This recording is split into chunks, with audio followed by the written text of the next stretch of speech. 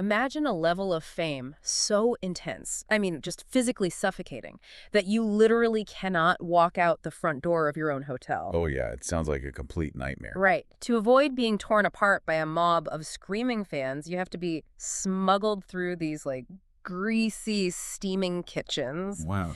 Yeah, surrounded by a wall of bodyguards and then shoved into a tiny claustrophobic laundry lift just to reach your transport. It paints a picture of just absolute utter pandemonium. Yeah. But, that was the day-to-day reality for Queen during their tours in Japan. It's wild. You reach the absolute pinnacle of global success, but suddenly your world shrinks to the size of a service elevator. Exactly. Which brings up a really fascinating question for anyone looking at this from the outside. How do you handle that kind of immense, relentless pressure without imploding? Right, because if you look at the history of the music industry, that level of fame almost always ends in disaster. Oh, for sure. I mean, it usually ends in massive ego clashes or creative stagnation or just, a complete psychological breakdown. Hmm. But Queen didn't implode. No, they didn't. They stayed at the absolute top of their game for over a decade. And they managed to do it with the exact same 4 original members. So today, we are taking a deep dive into a really incredible treasure trove of archival Queen interviews that might actually explain how they survived all of that. Yeah, the material here is just fantastic. It really is. We're looking at raw, unfiltered conversations spanning from 1973 all the way to 1982. This covers everything from their early, super hungry appearances on Top of the Pops to some fascinating behind-the-scenes footage at Shepperton Studios, Okay. right through to the era of their massive global stadium tours. And our mission here for this deep dive is to unpack the mechanics of that decade-plus reign. Because when you sit down and really listen to these archival tapes chronologically, a very clear and honestly quite surprising survival strategy emerges. Yeah, it totally goes against the grain. It really does. It goes completely against typical rock and roll mythology. So we're going to map out how they manage this crazy balancing act. We'll explore their almost compulsive musical shape-shifting, the surprising 9-to-5 business mentality they applied behind all that theatrical excess, and, of course, Freddie Mercury's unapologetic commitment to pure, unpretentious emotion. It's a great roadmap. Yeah. For you listening right now, whether you're trying to stay relevant in a fast-paced corporate field or you're a creative just trying to avoid burnout, Queen's philosophy is honestly a masterclass. Absolutely. They had this brilliant motto, getting bored before the public does. Yeah, and to really understand how they executed that motto without just, turning into a chaotic mess, we have to look at how fiercely they avoided becoming a one-trick pony. Right. They essentially treated genre as a playground rather than a cage. Okay, let's unpack this a bit because there's a specific moment in these interviews, around 1982, where they are discussing their album Hot Space. Oh yeah, the famous hot space pivot. Right. Freddie is explaining this entirely new, very dance-oriented sound. And he explicitly points out that the shift started when their bassist, John Deacon, wrote Another One Bites the Dust for the previous album. Yeah. So they took that disco, that funk influence, and decided to just make an entire album out of it. But I have to push back on this strategy a little bit. Okay. From a traditional business standpoint, abandoning the exact formula that made you a stadium rock god seems incredibly risky. I mean, didn't Hot Space actually alienate a huge chunk of their core rock fan base? Oh, it was a massive commercial risk. And you're touching on exactly why most bands never attempt to pivot like that. Right, they're terrified. Exactly. Most artists at that level are absolutely terrified of alienating their core demographic. Okay. If you are a heavy metal band, well, you play heavy metal. You stay in your lane? Yeah, you stay in your lane. Yep. But Queen's attitude was that playing it safe was actually the greater danger in the long run. Freddie admits in the interview that they easily could have taken the obvious route and made a heavy metal record. But they chose this totally different, dance-oriented sound simply to keep things interesting for themselves. Just for themselves. Yeah, what's fascinating here is this psychological defense mechanism at play. Meaning they prioritize their own attention spans over their audience's expectations. Precisely. If we connect this to the bigger picture of their career, their refusal to be categorized was, the only way they could tolerate the repetition of their jobs. That makes a lot of sense. Right. Because if they got bored playing the same style of music, the energy would just die, and the public would instantly sense that apathy. Getting bored before the public do meant constantly resetting the baseline so the band itself stayed engaged. It's kind of like Apple killing the iPod at the height of its popularity just to launch the iPhone. Yes, exactly. They didn't just change the packaging, they fundamentally changed the user experience, forcing the consumer to adapt to them rather than, the other way around. That is a perfect analogy for what they did years earlier, too. Like in 1975 with A Night at the Opera. Oh, yeah. That album was widely considered their absolute peak at the time. It was an astronomical success. But think about the sheer paralysis most artists would feel trying to follow up a mammoth, operatic, complex track like Bohemian Rhapsody. Oh, man. The expectation that they had to write a 6-minute operatic sequel must have been deafening from the record label. Deafening. And their solution was just brilliant in its defiance. The next track they pulled off that album to focus on was You're My Best Friend. Yeah. Think about the contrast there. It is a completely different song in its structure, its tone, its instrumentation. Yeah, it's a bright, straightforward, very pop-driven track featuring an electric piano. Exactly. By immediately pivoting to something so drastically different, they basically trained their audience to expect the unexpected. You look at their albums and it's a wild mix. You've got 1920s vaudeville-style tracks sitting right next to raw, blistering rock and roll, right next to these tender ballads. Yeah, it's all over the place. But how do you actually manage that practically? I mean, if a band tries to do 5 different genres on one album, it usually sounds like a disjointed mess produced by 5 different committees. Well, the mechanism that allowed them to pull off that variety was total, uncompromising control over the production process. From very early on, they co-produced their own albums with Roy Thomas Baker. They weren't just a group of musicians showing up to a studio and playing sheet music while some producer turned the dials and dictated the sound. Right. The archives mention early tracks like Keep Yourself Alive, where they were heavily experimenting with phasing effects. Yeah. And for anyone listening who is unfamiliar, that's that distinct kind of swooshing sound you hear on the guitars and vocals. They make it very clear that experimenting with those technical elements was entirely their own idea. They held the reins on the mixing board, Yeah, they really did. which gave them the ultimate freedom to pivot whenever they wanted. Because they understood the technical mechanics of the studio, they could translate a wild idea like a vaudeville track into a polished final product without needing an outside expert to interpret it for them. So agency in the studio equals agency in the marketplace. Exactly. You bring up their control over the studio, which actually bleeds perfectly into something I found deeply contradictory in these tapes. So, what's that? Well, on stage, they are giving you absolute, unfiltered theatrical excess. We're talking about massive stadium shows. By 1982, the footage shows this completely new stage setup with highly maneuverable lighting rigs. Oh, the lighting rigs are a fantastic detail. They describe them as moving like UFOs, literally hovering and following the band members around the massive stage. It's the most stereotypical, grandiose rock star visual imaginable. You see a band performing under a multi-million-dollar UFO lighting rig, and you automatically assume they are living this chaotic, disorganized, party-fueled existence where money is just burning in a pile. Right, the classic rock star trope. Exactly. But here's where it gets really interesting. Behind that incredibly camp theatrical image, Queen actually operated as a strictly disciplined business. It is the ultimate paradox of the band, and arguably the secret to their longevity. Yeah. They fully embraced the visual spectacle of rock and roll, but they thoroughly rejected the logistical and financial chaos that usually comes with it. Right? The archival footage from places like Shepperton Studios shows that they actually managed themselves. They own their own recording studios. They own their own production companies. They weren't just employees of a record label, they were the executives of Queen Incorporated. Queen Incorporated, exactly. Which explains how they could afford the UFO lights in the first place. You don't get that kind of capital without a very tight grip on your profit and loss statements. No, you don't. And ownership completely changes the psychology of a group.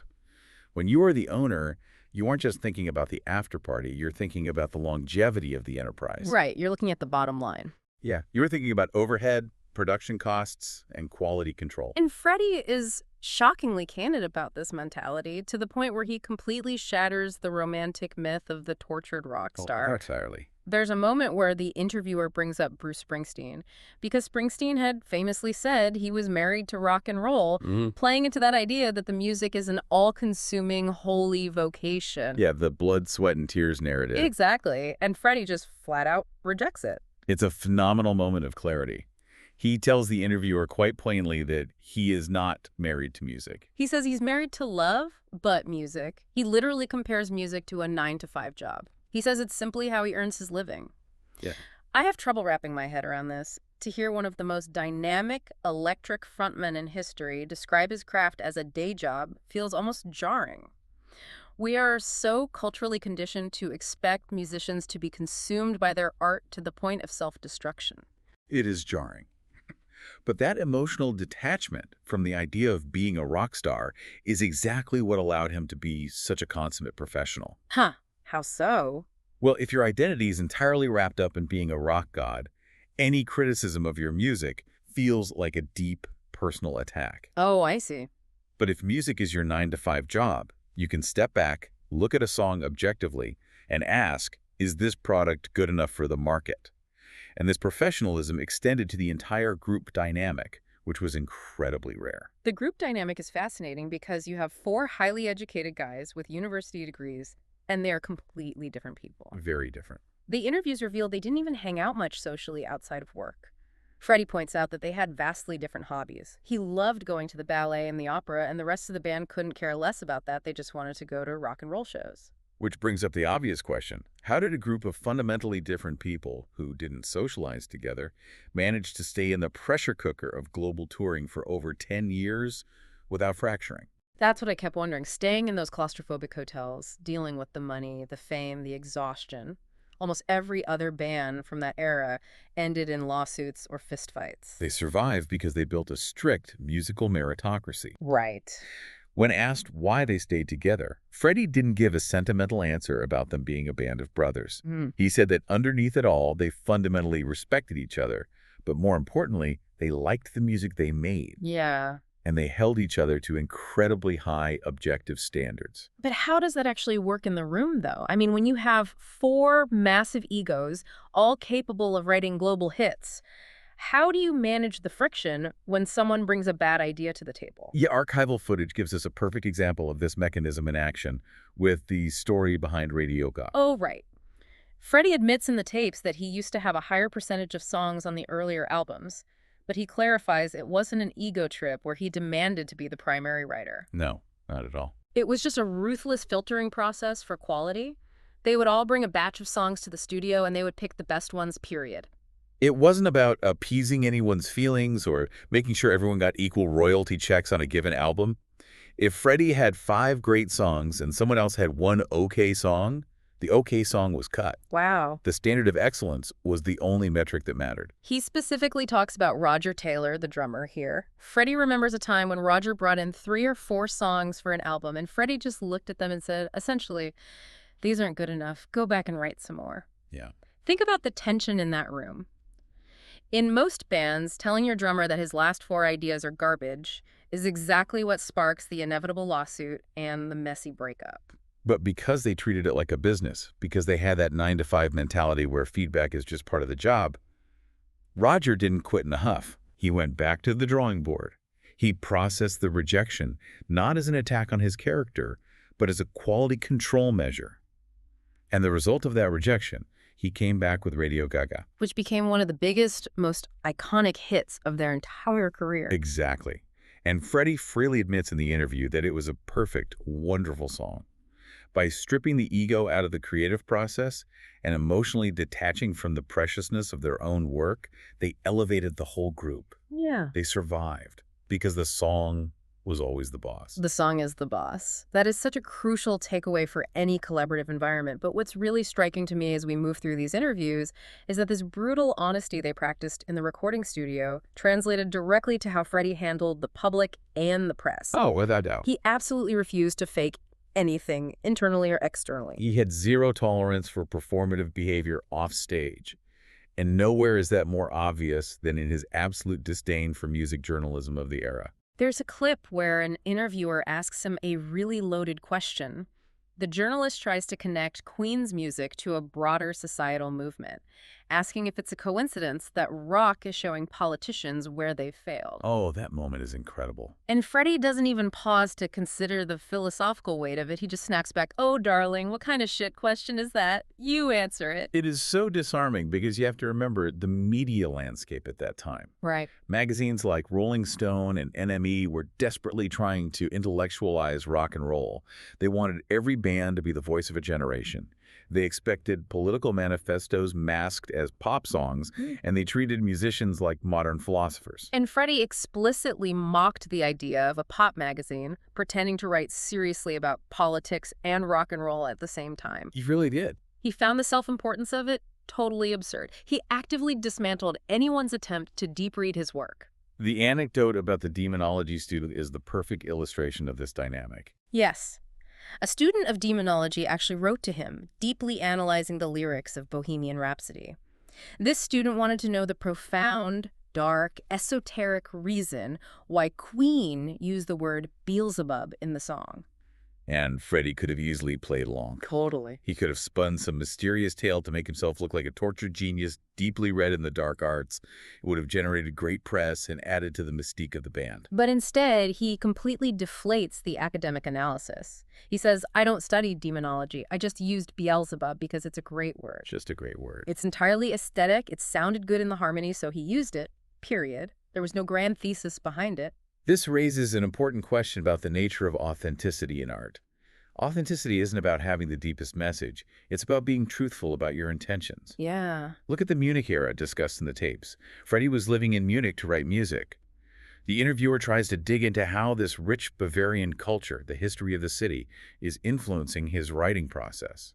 And Freddie basically laughs and says he hasn't learned a word of German except for the swear words. He literally admits all he learned was how to say "lick my ass" in German. Yeah, he completely rejects the romantic notion of the artist absorbing the culture of a foreign city to enrich their soul. He really does. And when asked if he was very rich, he didn't give a humble PR-trained answer about how money doesn't matter. He said, "I'm extremely rich." And when asked what he does with his money, he said, "I flaunt it. I spend it." Exactly. So what does this all mean for you listening to this? If you look at the landscape of the 1970s and 80s, every major artist was expected to protest. You had to have a cause. Right. It was the era for it. And here is Freddie Mercury out here saying he just wants to spend his money and sing about love. Part of me looks at that and wonders, is that incredibly superficial? To have a massive global platform and actively refuse to use it for a broader societal message? It's a fair question. But if we connect this to the bigger picture of his legacy, it is actually a much deeper, more radical form of honesty. How? Freddie knew his exact lane, and more importantly, he knew the limits of his own authenticity. Right. He explicitly stated in these interviews that he was not a John Lennon or a Stevie Wonder. He felt that his songs were basically just commercial love songs, and that's where his emotional talent lay. He didn't want to change the world with peace messages because he wasn't motivated that way in his daily life. And this is the most profound point he makes regarding authenticity. He says you have to actually believe in those things to write about them convincingly. Makes sense. He points out that it would be wrong for him to wake up and decide to write a peace song just because it was trendy, because it would be entirely fake. The public would see right through the calculation. Yeah, they would look at him and say, why is Freddie Mercury, a guy who just admitted he loves flaunting his wealth, suddenly writing about world peace? Exactly. He knew it would be performative activism. It would be adopting a message just for the sake of good PR. Instead, he chose to pour what he called his torture and pain into human emotion and love. And by sticking to the genuine, messy reality of human emotion, the heartbreak, the romance, the personal torture, he created a universal connection with the audience. A much stronger connection. Yeah, that emotional truth resonated far deeper and for far longer than a fake political stance ever could have.